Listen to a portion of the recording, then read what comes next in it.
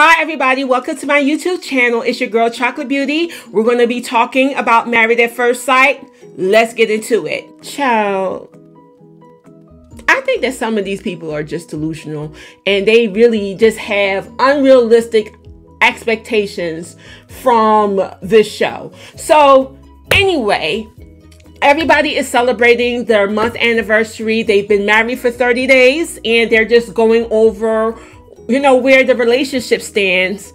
And everybody did something different to celebrate their anniversary. One went well.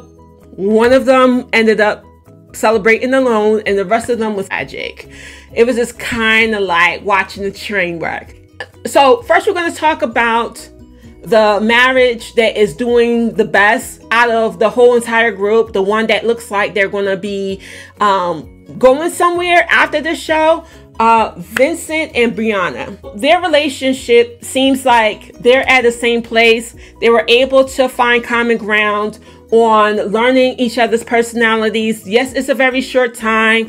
Yes, it's unrealistic, I guess, for most people to fall in love and get married and not know the person that you married, but they're in a good place. They seem to be in a good place and they seem to be in a healthy place, because in the beginning of their relationship, it was a little rocky. They had a little issue, but they were able to get past that. They were able to learn to compromise and figure out how the way to navigate this new situation that they're in. So they're doing a really good job with their relationship. They're happy.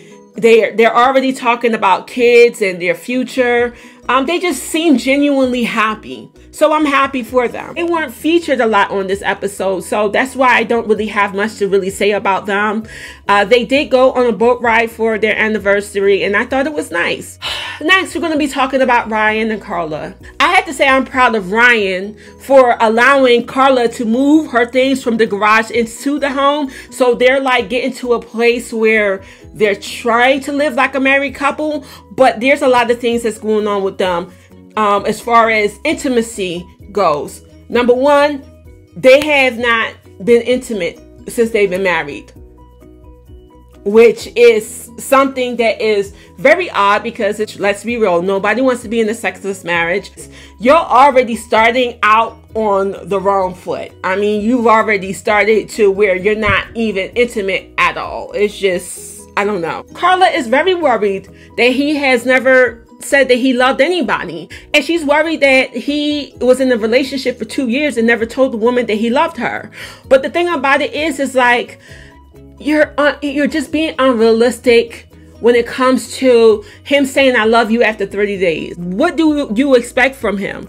Especially, you know, that you guys are not even intimate. Like, there's no intimacy. How can you really love somebody and have no type of connection, no type of intimacy, have, you know, nothing going? I mean, he just allowed you to move in this house and you're now worried about the fact that he may not love you. I mean, that's something that you signed up for. You don't know who you're marrying. But I think that it's unfair for somebody like Ryan to come on the show and knowing that he has an issue in the love department. Like, what was the point of you doing this show? Did you do this show for fun? Paige and Chris. I don't even know where to start with these fools. I don't even know, like, where to even go. First of all, Chris said that he wasn't attracted to his wife. He, you know, went back to his ex-fiance who is now a few weeks pregnant, which is crazy that he got married as quickly as he did after the breakup with his ex. So it's like nobody can really take Chris seriously. And it's so sad to watch Paige just wither away and try to scratch and pull for the relationship, and he is just not with it. I don't think that Chris is worth Paige's time. Okay, honestly speaking, he's been engaged twice before he actually married Paige. That's number one. And number two, he just got out of engagement 2 weeks before he married her. I feel like this whole show was a revenge thing for Chris, that he was this, something happened in between him and his ex, and he used the show in order to get back at his ex. but it's at the expense of Paige. I feel so bad for her. And then he's trying to use a whole bunch of reverse psychology. Well, first of all, he's talking about she doesn't answer the phone and she has horrible communication. Chris, you're being unreasonable. You went and bought your ex-girlfriend a car without having a conversation with your wife. You told her that you're not attracted to her, and then you told her that you wanted to go back to your ex. So you saying that she's not answering the phone and you want the marriage to work? You do not. You do not. This whole thing, you go back to your ex. I mean, at this point, it's just like you're just playing with this girl. And it's so sad. You are not even understanding what you're telling this girl to do. And this is probably why your relationships didn't work and why you didn't get married, was you're being unrealistic. Because your approach to Paige is, okay, well, I got a girl pregnant, deal with it. I bought her a new car, deal with it. I'm not attracted to you, so deal with that. I'm not living with you, so deal with that. And when I call you, you pick up the phone, so deal with that. I feel like that's probably who you are in your relationships and why you've been in so many toxic situations. And it's so sad that you're actually doing this to this woman.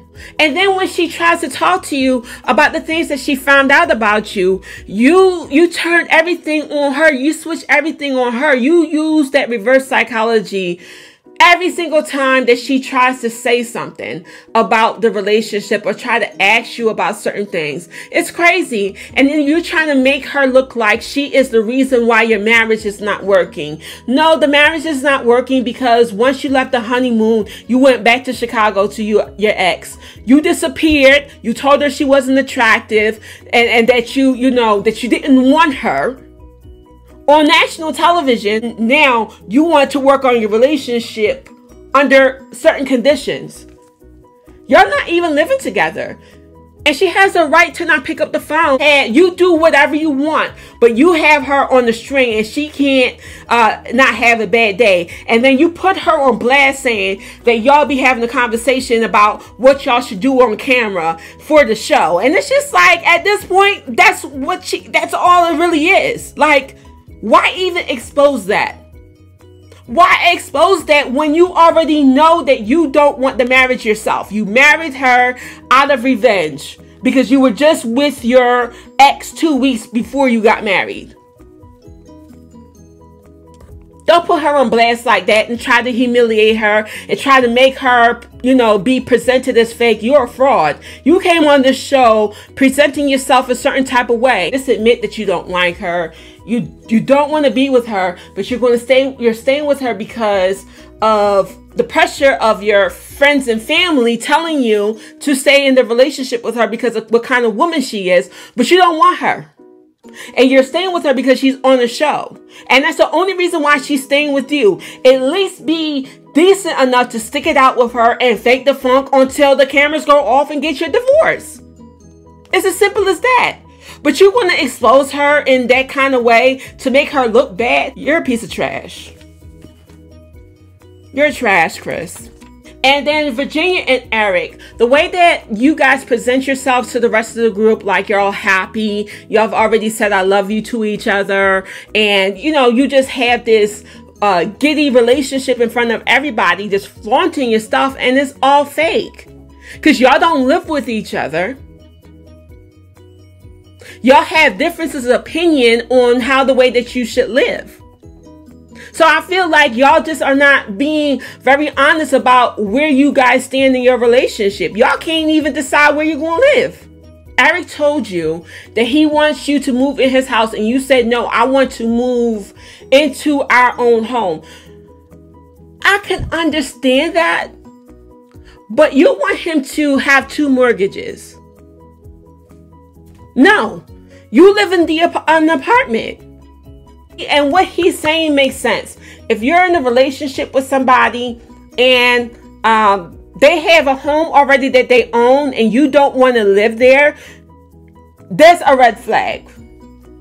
And he did say that he feels like since you are so adamant about not moving in with him, there's something else that's going on that you're not telling him. You're not being honest about why you don't want to live with him. And I agree. You're not being honest. There's something else going on.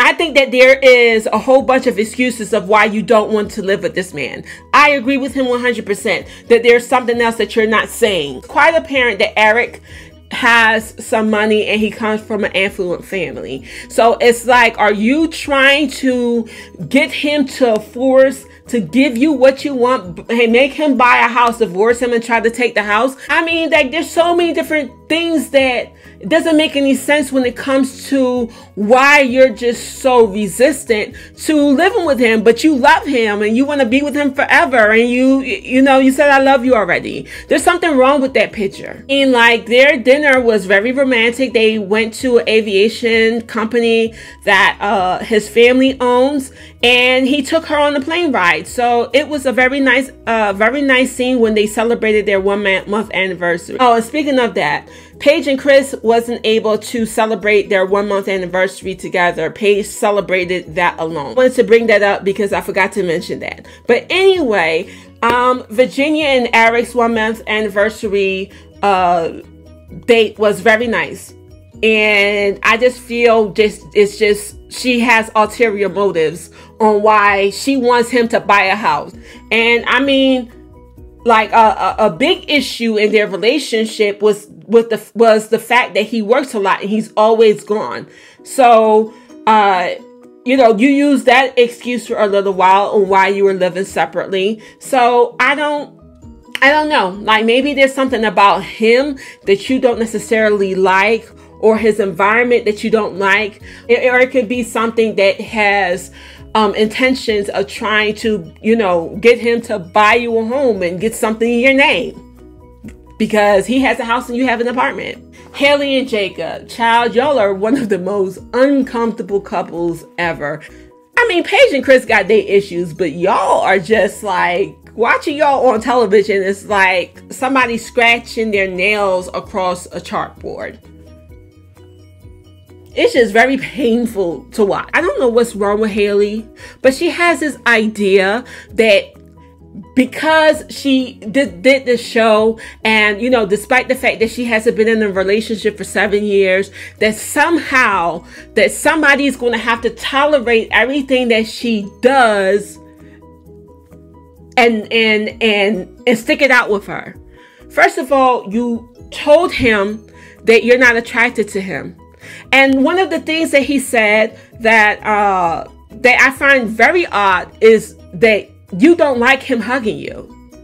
And he brought up the very fact that you hug strangers and it's not a problem. So why is it when I hug you, you freak out? That is just weird to me. Are you creeped out by him or something? You finally slept in the bed with him for the first time after being together a month. So you were living in his house, but living in separate rooms. What's the point of y'all being together? Nobody has to fight out a relationship for you and have these issues. You're not attracted to him. How much more clear can you get with that? Like, you're not attracted to him. You don't find him appeasing. He touches you, you freak out. You don't necessarily like him invading your space. Why did you get married? And why did you come on the show? Because I'm pretty sure that you had this issue before you got married. I'm pretty sure that you had this issue before you decided to go on a show to marry somebody at first sight. You weren't ready for love. You want somebody to take you how you are and not have any intimacy because you still have some issues with your last relationship. It has nothing to do with Jacob. Haley, you got some underlying issues that you need to address. You thinking that your relationship is going somewhere, but the man can't hug you. You think that you guys are going to make it, but you don't lie in the bed with him. And you think that you guys are going to, you guys are truly meant for each other, but you're not attracted to him. So nobody is obligated to sit there and not have any affection towards them. Like, men like touch, men like physical touch, and you're not even willing to give him that. It's weird. I mean, you know, you may not like to cuddle. Some people don't like to cuddle. I'm not a cuddler myself. I can understand not necessarily always having somebody under you all the time, but the fact that you don't even want to hug him, and that weirds you out and that freaks you out, but you can hug a stranger with no problem, like, that's something wrong. Something is wrong. Something is wrong. Something is wrong. Something is wrong. You can hug a stranger, but you don't want to hug your husband. I hope that Paige decides to not continue with this toxic chapter with Chris. I hope to God that she does something for herself by allowing him to fall at his own sword.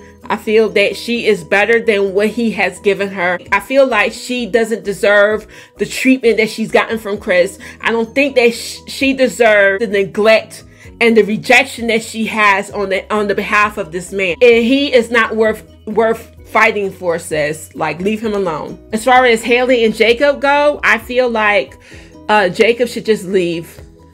I think that Jacob should leave that relationship, because what can you do when you're in a relationship or in a marriage with somebody who's not attracted to you?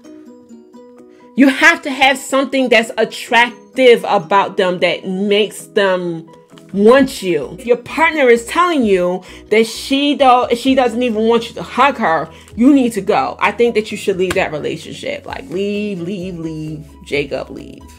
Virginia and Eric, I feel like you need to do a little bit more digging when it comes to Virginia on her history, because there's something wrong with her, the way that she thinks and the way that she's going about you buying her a home. It just seems very odd to me. Maybe you need to do some digging and find out what her intentions are, and that maybe that you should leave the conversation alone about you guys moving in with each other right now, because the fact that you are a homeowner and she doesn't want to live with you, but she has no problem with you buying you guys both a home and have a second mortgage, there's something wrong with that picture. I just think that you shouldn't even force it at this point. And let's be real, you're hardly ever home. You're always working. So why buy a second home when you aren't hardly ever home? It doesn't make any sense. Ryan and Carla has the same issue as Haley and Jacob does.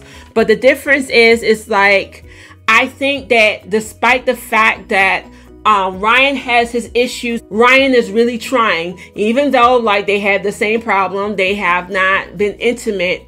I just feel like when it comes to a willingness of conversation and meeting of the minds, that they're more open with allowing certain things. Like Ryan is slowly but surely allowing her to like be a part of his life, whereas Haley doesn't even want her husband to touch her. I feel like they're like similar, but I feel like Ryan and Carla's situation is a little bit more hopeful than Haley and Jacob's. Brianna and Vincent, I hope you guys continue to grow, to continue to flourish. I'm really sad that they don't really feature you guys like that on the show, and I guess it's because you guys are at a place where you guys decided to work on compromising and learning each other and just trying to fight for your relationship. So I guess your storyline on the show may be a tad bit boring to them. All right, you guys, thank you for watching my latest recap on Marriage at First Sight. Hopefully, I'll see you next week. Ciao.